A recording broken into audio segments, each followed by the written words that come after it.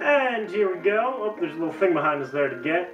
So, if you're wondering, you know, in general, because I played through the game before, but holy shit, something just came out of the wall. Excuse me again, I'm just, feeling a little gaseous.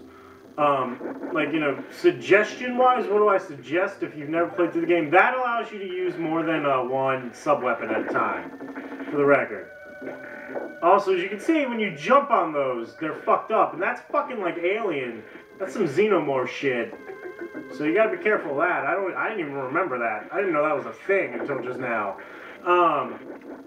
What am I, if like, you know, you're just starting out playing Super Castlevania 4 and you're watching this and you're like, man, what do I do to be this awesome? Except for that little debacle back in, you know, stage 3. We're gonna act like that didn't happen. First of all, you're gonna need to practice a lot. Sorry, son, but that's just what it takes. And then, ow, fucking Xenomorph! Second of all, like, shit comes out of the wall. This is the stage where shit just comes out of the wall. Okay, so you can walk on these and you'll be fine. I don't want that knife. But time your jumps, because as you can see right there, you had to do some sick movements to get out of that, and that was a cheap hit, but you know what, it happens. I'm just gonna accept it and keep going. Hit walls when you can. Be careful is the second one, probably. You're gonna want to be careful. Oh, I did that for nothing. Look where you're going, too. That helps. Oh, shit. As you can see there, you will fall through them, so you have to, like, double jump. You have to do a little short hop there when you land on those. Whipping in directions that you wouldn't think necessarily to whip in also... Oh, fuck! See, I died. It made me very angry. Focus on getting your whip back also. Like, the second you start out, you need to get that whip back. It's priority number 1. Priority number 2 is getting hearts and a sub-weapon. And that's probably why they put the knife there. They did kind of plan out the game around your deaths. Boom, hit that. Okay, there we go. You just gotta kill all this shit. Because you see, now I can get hearts back by risking my life, and I can get an axe by risking my life.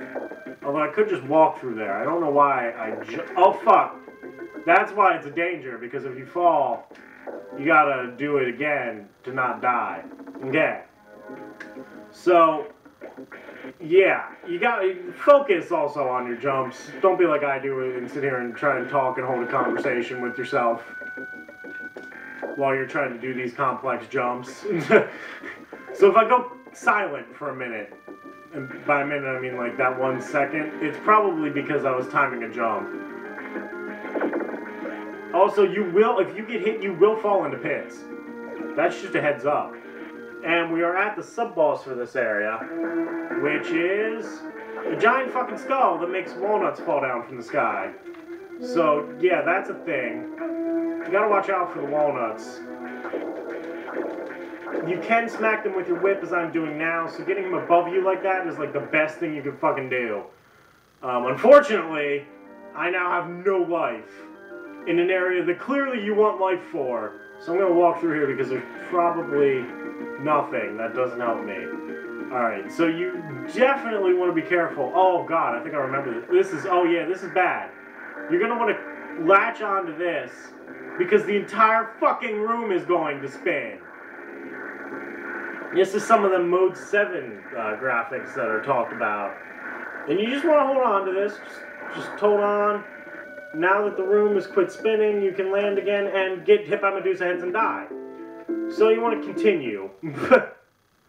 And it'll start you back out on this little area right here. When you die all the way, they'll give you the option to take a password, which can be helpful. It'll give you a password. I don't know if there's a number of continues that you, like, if you only have, like, 3 continues. I don't think that's a thing, but the game will break you. I guarantee you that if you have not beaten it before and you're sitting here trying to beat it, the game will break you. It will just say, you're done. Now I know that Xenomorph's there. There is a lot of that kind of beginner's traps kind of deals. So playing through it in itself will just help you because, like I said, shit's just gonna come out of the wall because it can.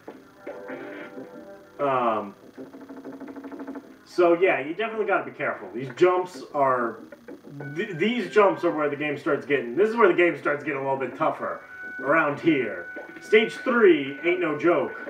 But even the later the stage, the harder it's gonna be, and the more stuff like that's going to happen. That's just a simple fact of life, and by that I mean like the xenomorph coming out of the wall, just cheap hits that come out of nowhere that you just wouldn't know about unless you played the stage before. Because that's how they did it back in the day. Games were harder because once you beat it, it was done, pretty much. There's no multiplayer. Unless there was like some local co-op. So, the harder the game, generally it was considered a little bit better. And it made for some really fun! Made for a lot of fun!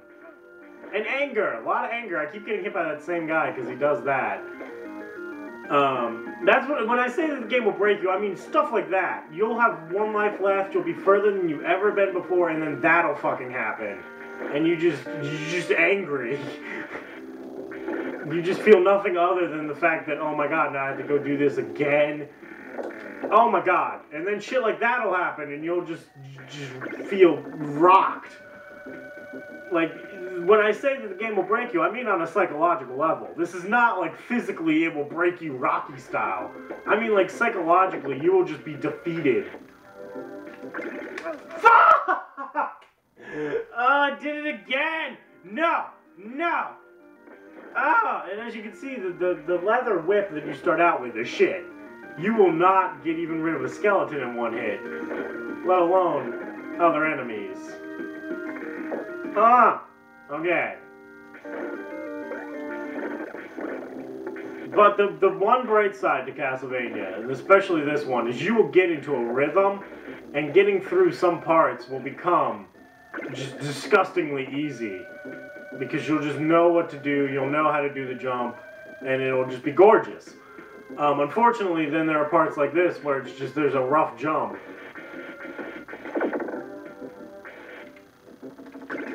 There we go. Okay. That jump, it doesn't look tough, but the timing required for it is actually pretty hard. Because you gotta do a double tap. And you don't expect this, you expect the double tap, because they're at least nice and don't do it on platforms where it's like, hardy har, you would never know that this is the thing. Okay, so you wanna, it's gonna spawn. And then you wanna smack it, smack it, smack it. Then when it gets above you, you just want to spam that shit, because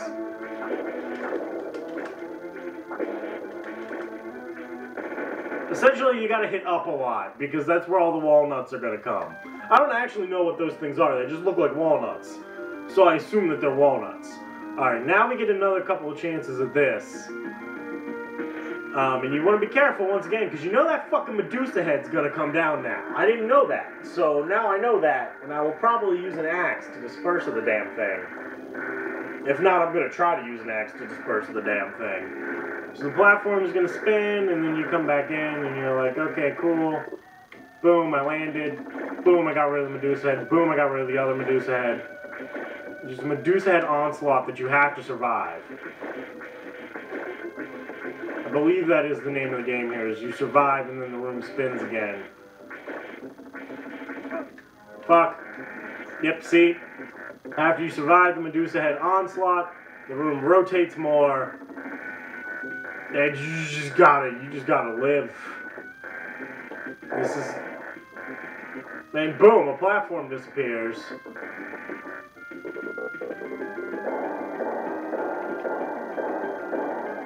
And now a new one is created. And you go on through.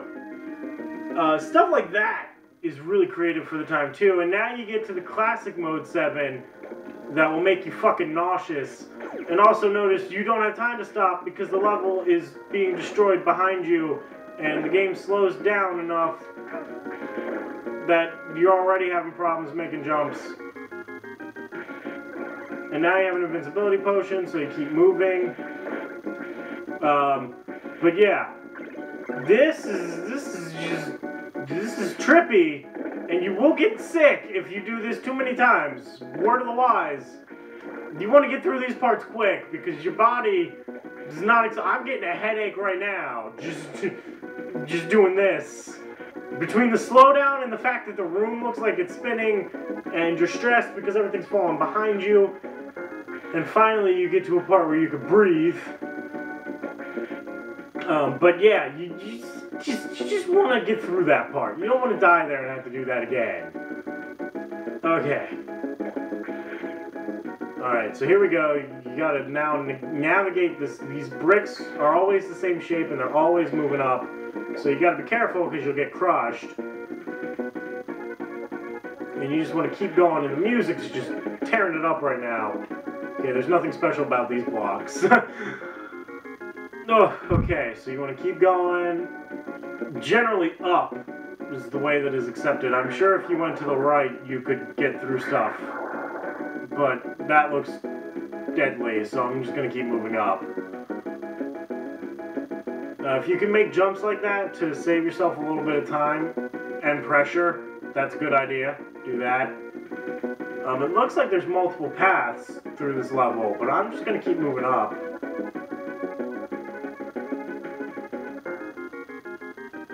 Because it's simpler for me.